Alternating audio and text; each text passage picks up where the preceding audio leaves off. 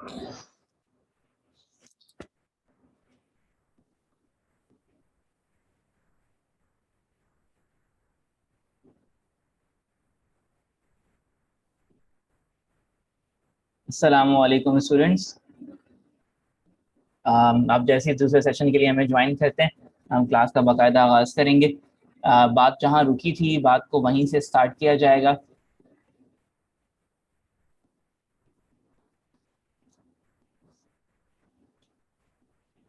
फिलहाल कोई स्क्रीन जो है वो आपको शेयर नहीं हो रही। जैसे ही मोस्टली हमें ज्वाइन कर लेते हैं तो मैं आपको स्क्रीन भी शेयर कर देता हूँ, और जिस तरह से आपके पास सवाल जवाब सवाल को क्विज आने वाला है वो क्विज भी बता देता हूँ कि क्विज किस फॉर्म में आएगा आपके पास और आपको किस तरह से उसे अटेम्प्ट करना होगा।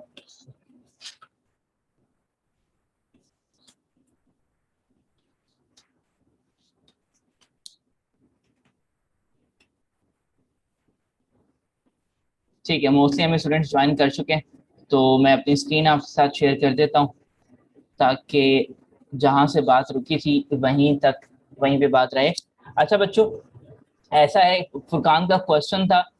जैसे फुरकान बच्चे जैसे 2-3 स्टूडेंट्स हमें और ज्वाइन करते हैं, मैं आपके क्वेश्चन का आंसर करता हूँ ताकि सबको आंसर मिल जाए, बिकॉज जो आप सवाल कर रहे हो बहुत वैलिड है और सब भी जानना चाहेंगे कि वो क्विज एक्चुअली होगा किस फॉर्म में। क्विज मैंने ओपन करने की कोशिश की है, जैसे ही क्विज खुलता है मैं आपको क्विज की शक्ल भी दिखाता हूँ, क्विज किस फॉर्म में आपके पास आएगा।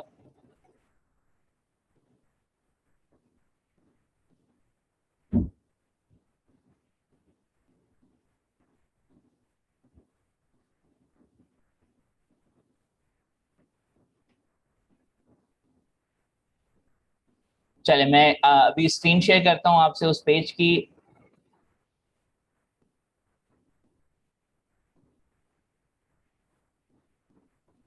ठीक है, बच्चों क्या आप स्क्रीन पे देख पा रहे हैं क्विज इंट्रोडक्शन टू टैक्सेशन के नाम से?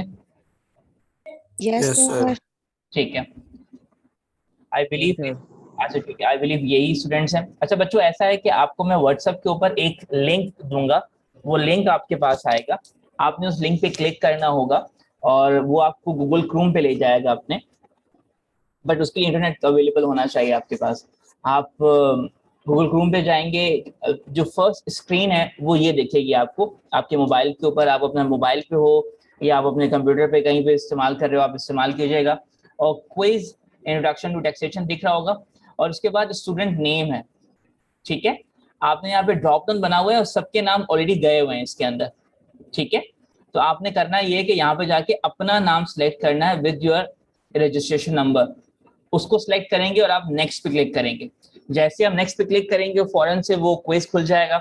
अब मैं क्लिक इसलिए नहीं कर रहा बिकॉज ये क्विज आपका ड्यू है, अभी तक होना है, तो इसलिए मैं आपको दिखा नहीं सकता अभी क्विज। जैसे हम नेक्स्ट पे क्लिक करेंगे वो क्वेश्चंस आपके पास आ जाएंगे। क्वेश्चंस मल्टीपल चॉइस क्वेश्चंस हैं, आपको उनमें से कोई एक राइट क्वेश्चन है वो सिलेक्ट करना है, और जब आप सारे क्वेश्चंस कंप्लीट कर चुके होंगे लास्ट में एक बटन होगा सबमिट का, आप सबमिट पे क्लिक करेंगे और आपको एक फाइनल मैसेज आएगा कि your quiz has been submitted, और बस आपका क्विज हो गया। ठीक है, फुरकान आंसर मिला आपको? यस सर, ठीक है, thank you so much sir. Yes sir. जी सानिया कुछ पूछना चाह सानिया इकबाल कुछ पूछना चाह रही हैं, आप बोलें। सना इकबाल सॉरी। सर क्वेश्चन कितने होंगे? बेटा अभी जो क्वेश्चंस है ना वो मैंने 5 बनाए हैं, बट मैं ट्राई, अगर ज्यादा क्वेश्चंस बन सके तो मुझे बस एडिटिंग करनी है और क्वेश्चंस और बनते चले जाएंगे इसके अंदर। अच्छा, लेकिन आपको तैयारी कौन कौन सी चीजों की करनी है, मैं वो आपको एरिया बता देता हूँ, वो ज्यादा इंपॉर्टेंट है आपके लिए। ठीक ठीक है, अच्छा बच्चों मैं फिर रिपीट कर देता हूँ, आपको इस तरीके से क्विज मिलेगा, आपने क्विज पे क्लिक करना है और सबमिट पे क्लिक करेंगे। जैसे आप सबमिट पे क्लिक करेंगे तो आपके पास क्वेश्चंस आएंगे, क्वेश्चन मल्टीपल चॉइस होंगे, आप उनमें से कोई एक क्वेश्चन है वो सिलेक्ट करेंगे, और सिलेक्ट करने के बाद जो भी चूज है करेंगे एक एक ऑप्शन, और उसके बाद आप सबमिट पे क्लिक कर देंगे तो आपको लगेगा कि ये। अच्छा बच्चों, आप में से कोई ऐसा है कि जिसके पास जीमेल का अकाउंट ना हो?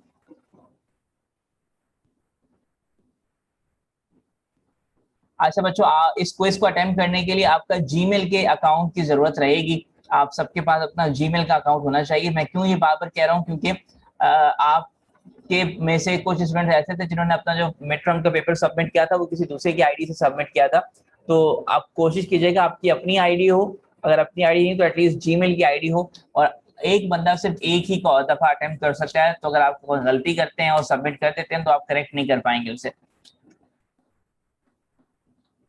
ठीक है बच्चों, क्लियर है सब कुछ? Yes sir.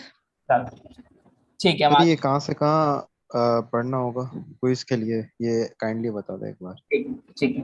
क्विज के लिए आपको करना क्या है, section 15A, section 15A, deduction in computed income chargeable under the head income from property.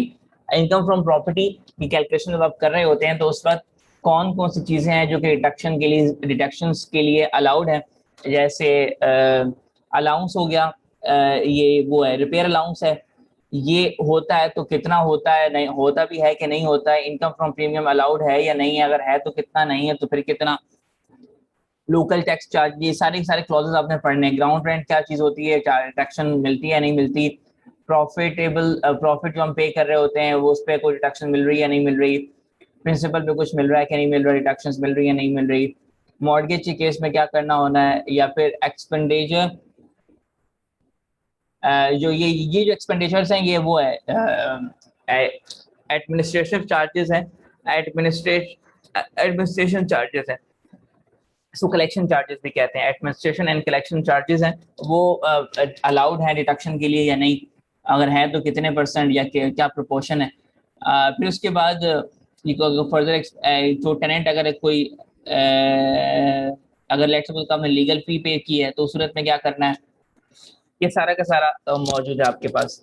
अच्छा बच्चों, आपने करना ये कि ये क्विज है आपका, आपको इसके लिए आपने ये सारा कुछ अटेम्प्ट करना होगा। मैं हो सकता है आपसे मल्टीपल क्विजेस भी लूं, ठीक। जितने ज्यादा क्विजेस देंगे आप लोग, उससे दो फायदे होंगे।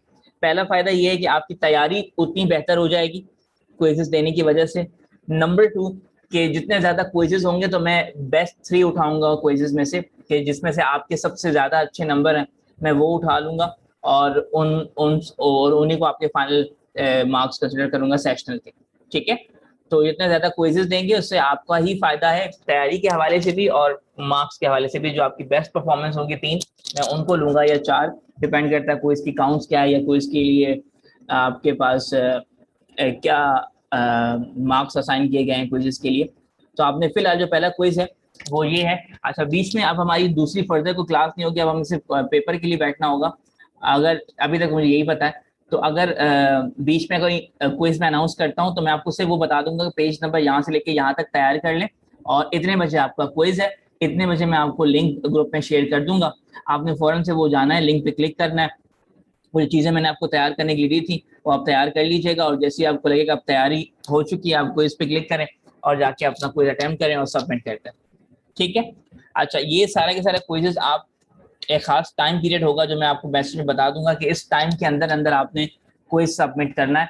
अगर उस टाइम से आप लेट हो जाते हो तो मैं आपके रिस्पॉन्सेज लेना बंद कर दूंगा। उस सूरत में आप सबमिट करेंगे भी तो वो सबमिट नहीं होगा, वो आपको मना कर देगा कि जो ऑनर है उन्होंने रिस्पॉन्सेज लेने से मना कर दिया। तो बट वो टाइम फ्रेम का खास बिलखसूस ख्याल रखिएगा कि उस टाइम के अंदर अंदर आप अटेम्प्ट कर लें, ठीक। अच्छा बच्चों, ये बताते हैं क्या सब कुछ क्लियर हो रहा है कि हम क्या क्विज़ेस किस तरीके से करने वाले हैं? Yes sir. ठीक, यस सर जी, बिल्कुल सर।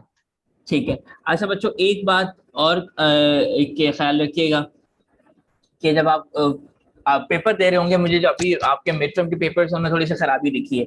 खराबी इन सेंस कि आपका जो भी आंसर होगा वो बच्चा एक फॉर्मेट में होना चाहिए, फैली हुई चीजें ना हो। Make it as fair as it possible, जितना फेयर कर सकते हैं आप कीजिए।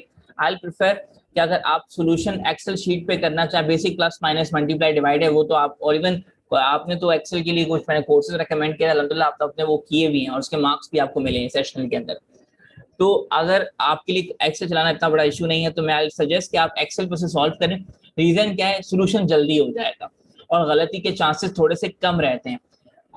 लेकिन अगर कंफर्टेबल नहीं है तो आप भले हाथ से करें, उसकी तस्वीर खींच के वर्ड पे डाल दें, उसको पीडीएफ बना के मुझे सबमिट कर दें, या खुद टाइप कर लें वर्ड के ऊपर। बट आई प्रेफर कि अगर आप उसे एक्सेल में सबमिट करना चाहें तो आप कर सकते हैं, या फिर एटलीस्ट कैलकुलेशंस आप एक्सेल पे कर लें और जब सोल्यूशन बन जाए तो उसको कॉपी करें और वर्ड पे पेस्ट कर दें, ऐसे कर लें।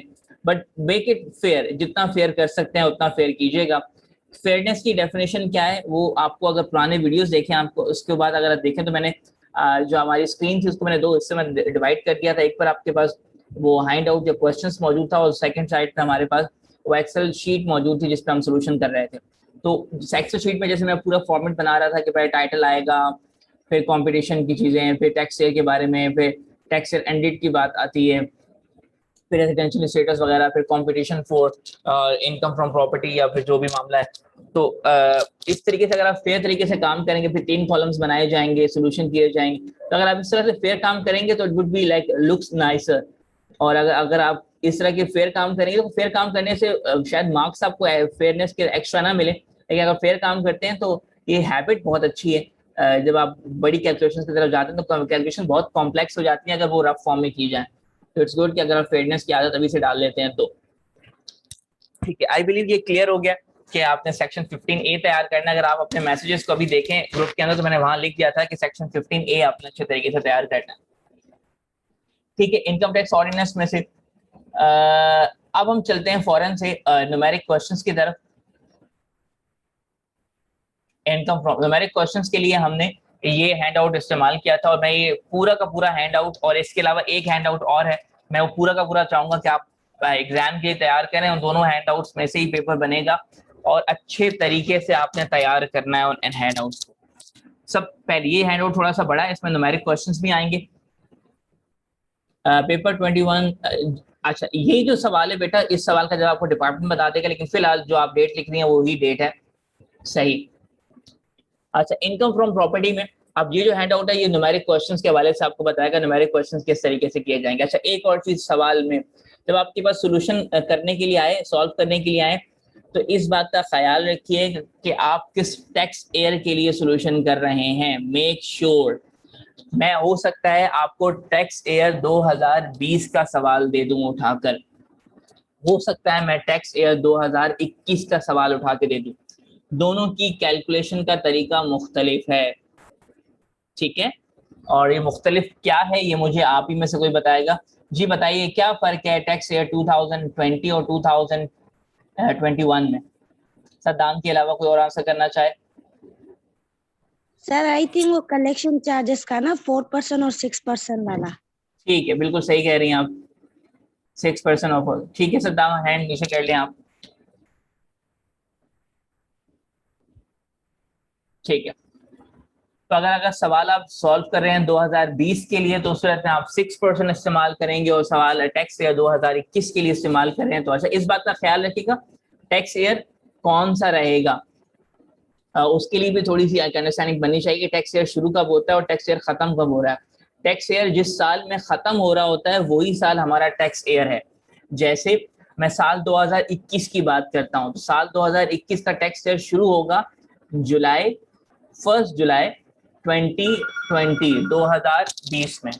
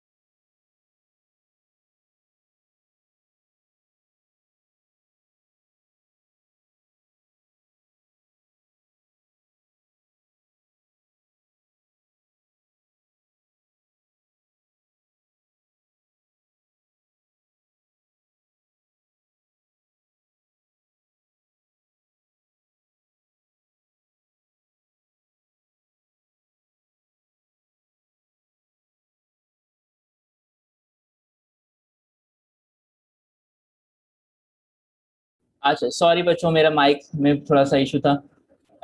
जी बच्चों, आवाज आ रही है मेरी आपको? जी सर। चलो ठीक ठीक ठीक है। मैं सबका आप सबसे जो अच्छा जी, अच्छा जी, इनकम फ्रॉम प्रॉपर्टी के हवाले से जब हम बात करेंगे तो हम न्यूमेरिक को अच्छा एक और चीज में हम बात कर रहे थे कि टैक्स एयर कैसे आप डिसाइड करेंगे। मैं कुछ एग्जांपल्स आपके सामने दे रहा हूँ, आप ये बहुत क्लियर होना चाहिए, बिकॉज अगर किसी की अंडरस्टैंडिंग यहाँ पे क्लियर नहीं है, उसका चाहे कॉन्सेप्ट्स कितने अच्छे क्यों ना हो, और उसको सोल्यूशन आता हो, वो गलत सॉल्व करेगा। तो क्या चीज आपकी बहुत अच्छे तरीके से होनी चाहिए? जी जी, अजहर आप सवाल पूछना चाह रहे हैं, पूछें।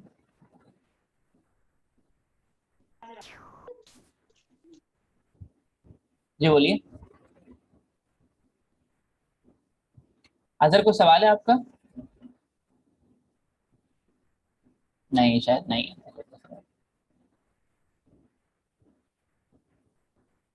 ठीक है। अच्छा बच्चों, क्या आप एक्सेल देख पा रहे हैं मेरे सामने खुला हुआ? आप में से कोई एक बता दे मुझे। मैं फुरकान आपको राइट दे रहा हूँ, अनम्यूट करके बता दें। एक्सेल खुला हुआ दिख रहा है आपको?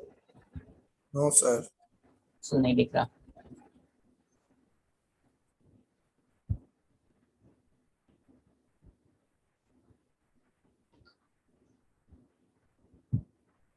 आप दिख रहा है?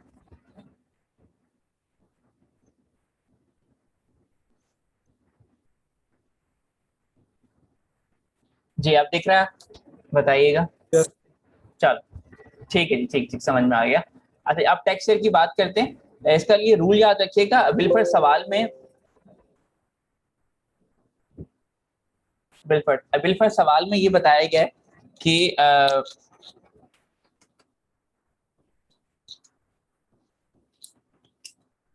टैक्स ईयर 2021, तो टैक्स ईयर 21 की बात जब की जाएगी तो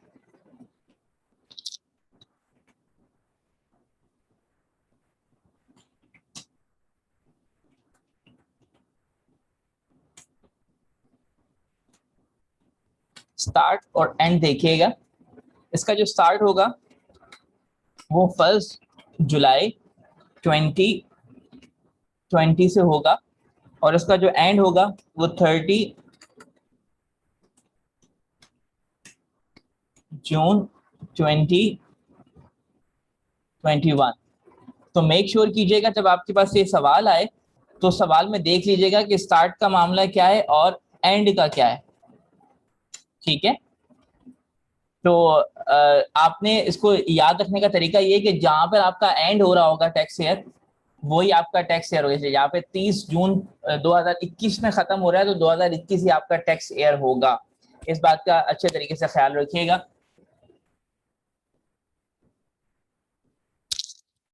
रीनाज आप ट्राई कीजिएगा, बाकी आई बिलीव किसी को इश्यू नहीं है। आप देखें, मैं कुछ लाउड बोलने की कोशिश करता हूँ।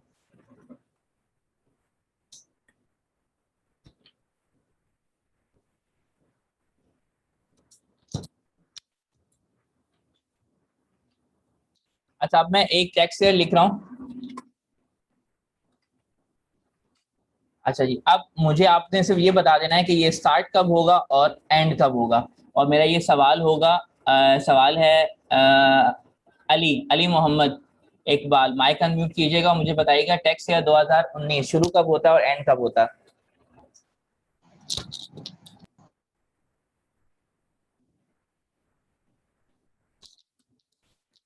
जी नहीं, शायद मौजूद नहीं है हमारे साथ। हरीम सुल्तान, माइक अनम्यूट कीजिएगा, मुझे बताइएगा टैक्स ईयर 2019 शुरू कब होता है और खत्म कब होता है?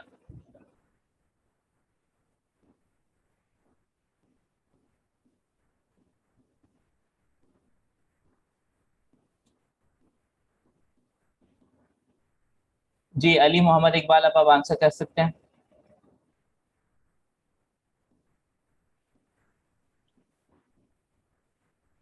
नहीं।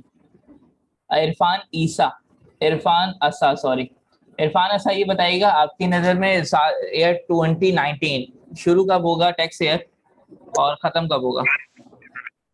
सर ये 1 जुलाई से स्टार्ट होके 30 जून पे एंड होगा। फर्स्ट जुलाई कौन से साल की और 30 जून कौन से साल की? 2019 का 2019 से 1 जुलाई 2019 एंड 30 जून 2020। नहीं, नहीं ऐसा नहीं है जी। फुरकान आंसर कीजिएगा। सर ये स्टार्ट होगा 2018 1 जुलाई और एंड होगा 30 जून 2019।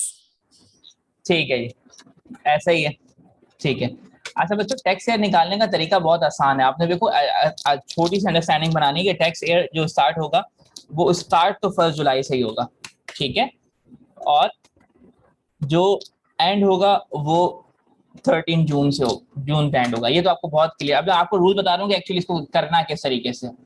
देखो, अगर टैक्स एयर की बात हो रही है 2018 की, तो याद रखिएगा ये स्टार्ट होगा 1 जुलाई 2018 है, तो 18 - 1 पिछले साल शुरू होगा। 1 जुलाई 2017 से स्टार्ट होगा और एंड उसी साल पे होगा जो कि टैक्स ईयर है 2018 है, 2018 में ये एंड हो जाएगा।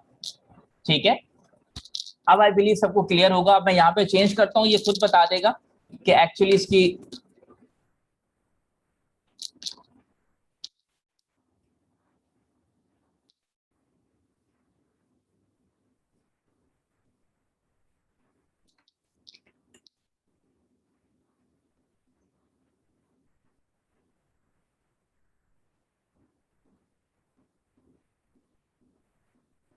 ठीक है। अब देखिए, मैं यहाँ पे सिर्फ टैक्स एयर को चेंज करूंगा और ये मुझे बताता जाएगा कि एक्चुअली ये टैक्स एयर जो है वो कौन से साल का है।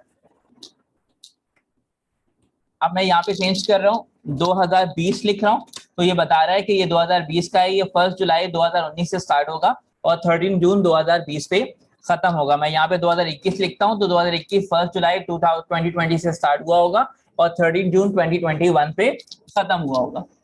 ठीक है। अच्छा, अब जी सानिया इकबाल बताइए क्या क्वेश्चन है आपका, पूछें। सना इकबाल, सॉरी, पूछें क्या नहीं सवाल? सर, वो बताना था ना पहले, तभी हैंड रेस किया था। चलो ठीक है, ठीक है। आई बिलीव, अच्छा अब मैं दोबारा जाता हूँ इरफान अस्सा की तरफ, उनसे पूछता हूँ कि कंफ्यूजन दूर हुई या नहीं, क्योंकि एग्जाम के लिए बहुत जरूरी है ये। जी इरफान अस्सा, माइक अनम्यूट कीजिएगा। जी अब बताएं भाई, कुछ क्लियर हुआ? सर बिल्कुल क्लियर हुआ सर। अच्छा, अब मैं एक आप बताएं, आप अब थोड़ा सा थोड़ी आंसर लेते हैं। अब 2017 का बताइएगा, 2017 कब शुरू होगा कब खत्म होगा? सर 2017 1 जुलाई 2016 से स्टार्ट होगा, 30 जून 2016 में एंड होगा। चलें वो आपकी बात देखते हैं सही है क्या नहीं। यहाँ पे 17 डाला, बिल्कुल सही कह रहे हैं। 1 जुलाई 2016 से स्टार्ट होगा और 30 जून 2017 पे खत्म होगा। शाबाश, गुड, ठीक है।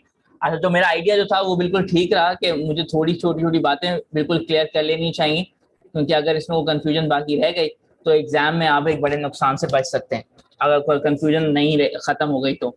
अच्छा बच्चों, ये तो हमारे पास है। इसके साथ साथ अच्छा एक और चीज, जो अभी सेशन हमारा हुआ था 40 मिनट्स का, वो आप अपलोड हो चुका है। मेन वाला, आप उसे भी चेक कर लें कि वो अपलोडिंग का काम मुकम्मल हुआ है कि नहीं हुआ। अच्छा, अब करना ये है कि मैं अब खोल रहा हूँ,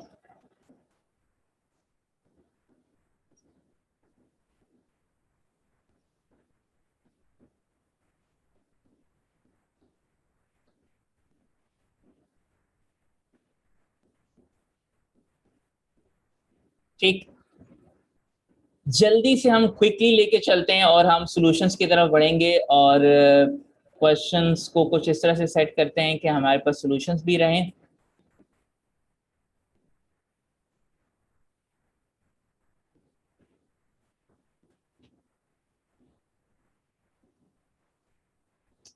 अच्छा जी, अच्छा ये बताएं, अब ये एक और सवाल है, फोर फिटेड का मतलब क्या होता है? ये कौन बताएगा? Four fitted.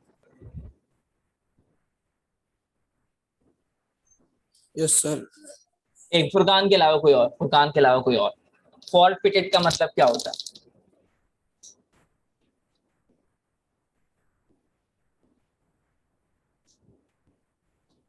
कोई आंसर करना चाहेगा? हाँ जी इकबाल बोलिए। सर वो अमाउंट होती है जो मतलब हम जब कोई प्रॉपर्टी वगैरह लेते हैं तो एडवांस में देते हैं, जो डिपॉजिट करवाते हैं ना उसको फॉरफिट कहते हैं। ना ना ना ना, करीब है बस सही नहीं है, करीब है आप लेकिन सही नहीं है। जी कोई और एक्सप्लेन करना चाहेगा? करीब है इकबाल आप, लेकिन सही नहीं है, करीब बहुत है आप। जी फोरफिटेड क्या होता है? ये रहा फोरफिटेड डिपॉजिट। जी बच्चों आंसर करना चाहेगा फोरफिटेड की? नहीं। ठीक है फुरकान आप आंसर कीजिएगा।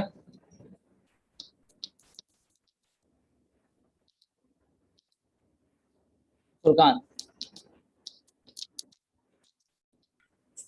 यस सर, आवाज आ रही है? जी आ रही है, बोलिए फोरफिटेड डिपॉजिट क्या होता है?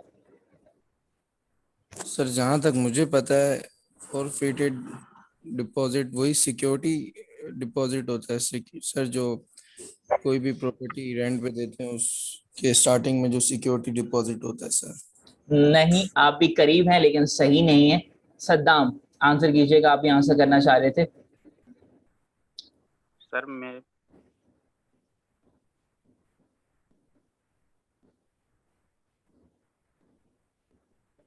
जी आप में से कोई भी इसे आंसर करना चाहे तो कीजिएगा, नहीं तो एंडिंग में मैं आंसर करूंगा इसे।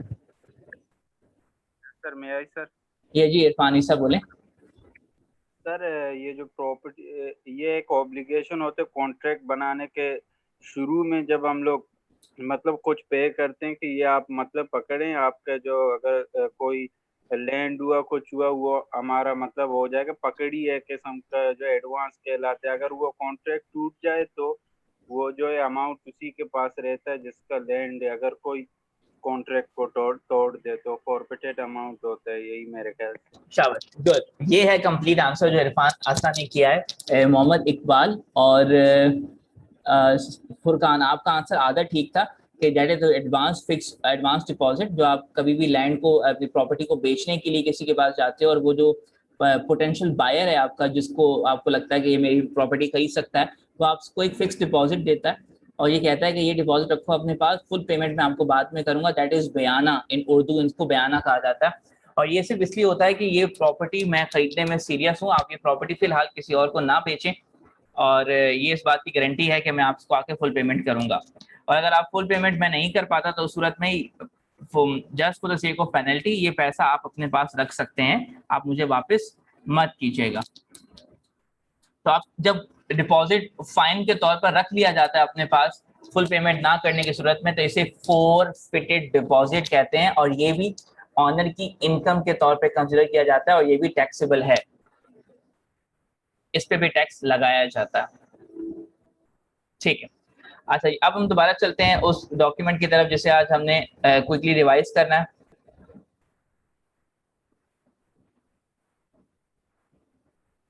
ठीक है अच्छा, अब यहाँ पे हमारे पास न्यूमेरिक क्वेश्चंस हैं। इलस्ट्रेशन नंबर 1, अच्छा चूंकि इलस्ट्रेशन हम चूंकि अभी एडवांस क्वेश्चंस कर चुके हैं तो इलस्ट्रेशन नंबर 1 हमें बहुत बेसिक और सिंपल सी लगेगी। इलस्ट्रेशन नंबर 1 में क्या था वो ये बताया, वो सिंपल सी बात, अगर मैं आपको दिखाऊंगा तो आप बोलेंगे सर ये तो बहुत आसान सवाल है, लेकिन उस समय मुश्किल लग रहा था। उसमें बस हमें टोटल इनकम निकालनी थी कि कितनी थी, और उसके अंदर भी पूरी क्लॉज हमने इस्तेमाल नहीं की थी। Mister Aslam is the owner of the building which is let out, बल्कि ये बहुत सिंपल सवाल है, इसे देख लीजिएगा, बहुत सिंपल। मैं चाह रहा हूँ थोड़ा मुश्किल सवाल की तरफ हम चलें। क्वेश्चन नंबर 5 ऑनवर्ड चलते हैं आगे, इलस्ट्रेशन नंबर 5 की तरफ चलते हैं और वहां से ऑनवर्ड आगे जाएंगे। इलस्ट्रेशन नंबर 5 ऑनवर्ड चलते हैं और वहीं से हम सवालों को, ठीक है। इलस्ट्रेशन नंबर 5 ये था, rent chargeable to tax year 2020, साल 2020 के लिए है। इसका मतलब है कि जब इसके लिए हम एडमिनिस्ट्रेशन और कलेक्शन चार्जेस लगाएंगे तो 6% लगाएंगे बिकॉज ईयर 2020 है। अब जब इस सवाल को आप सॉल्व करने जाएंगे तो पहले ऑनर का नाम आएगा सबसे पहले, जैसे आप सोल्यूशन में दिख रहे हैं साइड पर। टैक्स ईयर आएगा, tax year ended on June 30 आ जाएगा। फिर इसके बाद रेजिडेंशियल स्टेटस नॉर्मली रेजिडेंट ही होता है क्योंकि सवाल के अंदर। अच्छा एक और चीज, ये सब चीजें जो मैं छोटी छोटी बातें पूछ रही हूँ, I am allowed to ask any single question in your exam, तो बी अटेंटिव। यहाँ तक भी क्वेश्चन पूछा जा सकता है कि रेजिडेंशियल स्टेटस कैसे साबित होता है, कैलकुलेशन कैसी है, कौन सा बंदा रेजिडेंट और कौन सा बंदा नॉन रेजिडेंट कहलाएगा। कौन बताएगा जी कौन रेजिडेंट और कौन नॉन रेजिडेंट होता है, कौन बताएगा? Yes sir. अनस सर। एक मिनट रुक जाओ, आंसर कौन करेगा हाथ? एक मिनट, आसिफ आप रुक जाएं, इरफान असा आप भी रुक जाएं, आसिफ आप इस आसिफ के अलावा, इरफान असा के अलावा, सद्दाम के अलावा कुछ और जो पार्टिसिपेट नहीं कर रहे हैं? आसिफ अली आप भी रहने थे, ये सर बताएंगे। कौन बताएगा? Yes sir. नहीं रुक जाए अभी रुक जाए। जो पार्टिसिपेट नहीं कर रहे हैं मैं चाहूंगा सिर्फ वो आंसर करें और सिर्फ हाथ रेस करें ताकि उनमें से पिक कर सकूं मैं। आसिफ अली आप रहने थे, सना इकबाल आप भी पार्टिसिपेट कर रही हैं, आप रहने थे, मैं को नए चेहरे देखना चाह रहा हूँ। अजहर अली बेटा आप अगर अप्लाई कर सकें, ऑल्दो अजहर अली के माइक का इशू है छोटा सा। अली मोहम्मद इकबाल आप आंसर करेंगे? अली मोहम्मद इकबाल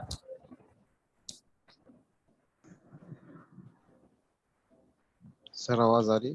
जी आ रही है, बताइए। सर ये क्या पूछ रहे हैं सर, रेसिडेंट का ना? हाँ, कौन सा बंदा रेजिडेंट होगा और कौन सा नहीं? सर आई थिंक जहाँ तक मुझे पता है कि ये 1 साल के अंदर कुछ महीनों में जो मतलब इस पीरियड में इतने टैक्स पे कर मतलब कुछ भी इनकम कमा रहा है वो रेसिडेंट होगा, और कुछ पीरियड के बाहर जा रहा है, एक पीरियड की मुद्दत होती है उसके बाहर अगर जा रहा है तो वो नॉन रेसिडेंट होगा। ठीक है, अच्छा ये बताएं कि एग्जैक्ट नंबर्स मुझे चाहिए और मैं चाहूंगा आसिफ अली आप अप्लाई कीजिएगा। आसिफ अली कुछ महीने नहीं, मुझे एग्जैक्ट नंबर्स चाहिए। आसिफ अली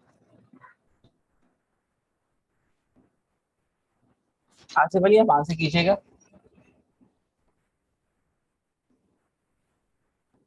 चलें, सना इकबाल आप आंसर कीजिए। सर वो 183 days।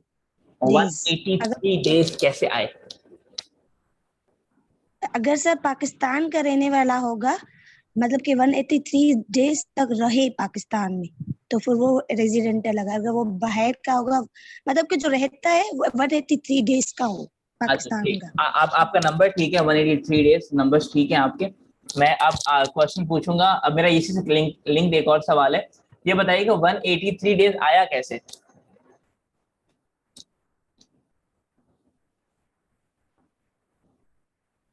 कौन आंसर करेगा? Saddam I need your help, Saddam answer कीजिएगा 183 डेज कैसे आया?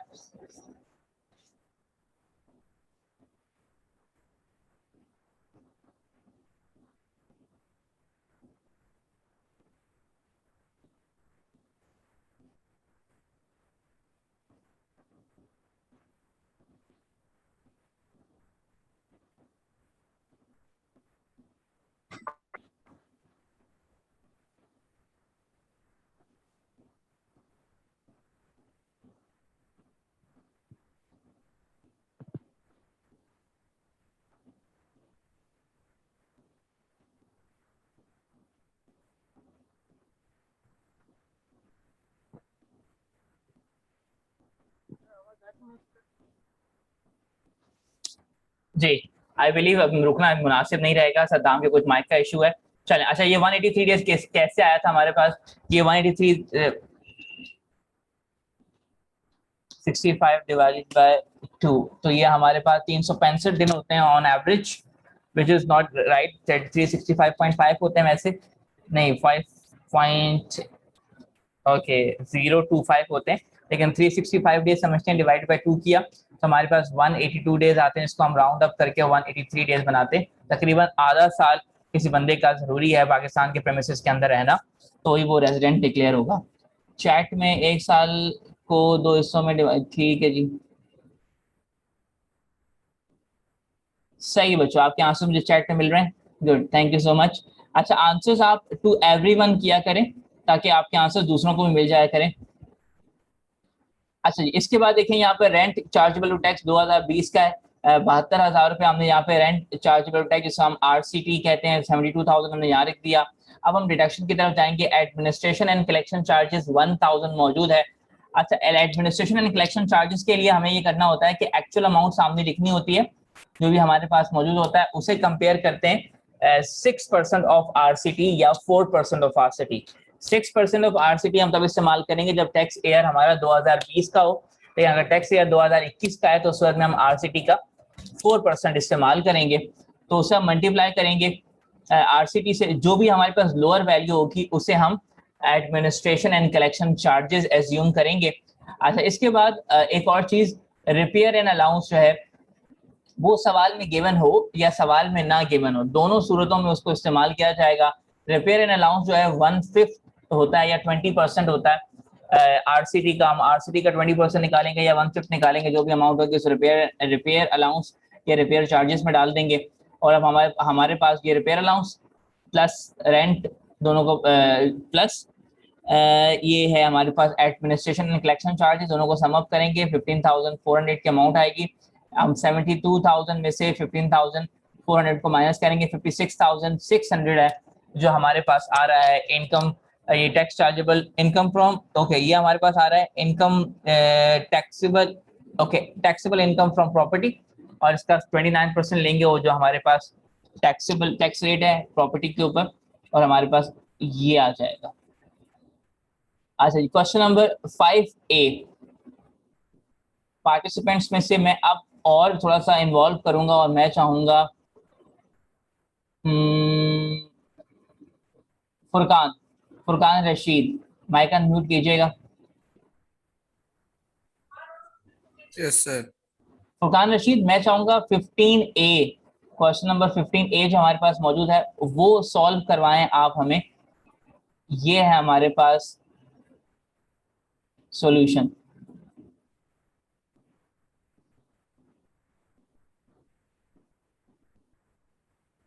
जी फुरकान।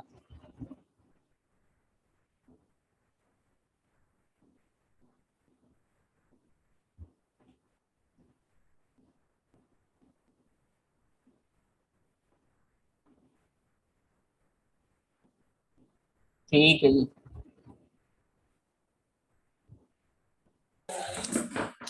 जी Furqan. Yes sir, start. Start कीजिए। अच्छा, ये एक्सरसाइज हम क्यों कर रहे हैं, इसलिए ताकि आप लोगों का इन्वॉल्वमेंट बढ़े और आप सब गौर से सुने, क्योंकि अगला मैं सवाल किसी से भी सॉल्व करवा सकता हूँ। जी